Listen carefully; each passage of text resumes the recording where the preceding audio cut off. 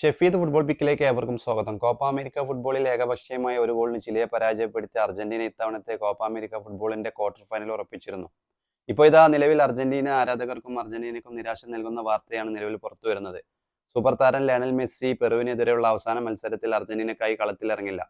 അർജന്റീനൻ coach Lionel Scaloni തന്നെയാണ് ഈ വാർത്ത സ്ഥിരീകരിച്ചിരിക്കുന്നത്. കാരണം ഇന്നത്തെ മത്സരത്തിൽ പുരോഗമിക്കവേ മെസ്സിക്ക് നേരിയ രീതിയിലുള്ള പരിക്ക് വന്നിരുന്നു. പക്ഷേ ഈ നിർണായക മത്സരമായതുകൊണ്ടാണ് അദ്ദേഹം ഈ ചിലിക്കെതിരെയുള്ള മത്സരം പൂർത്തിയാക്കിയത് എന്നുള്ള വാർത്തകളാണ് നിലവിൽ പുറത്തു വന്നിട്ടുള്ളത്.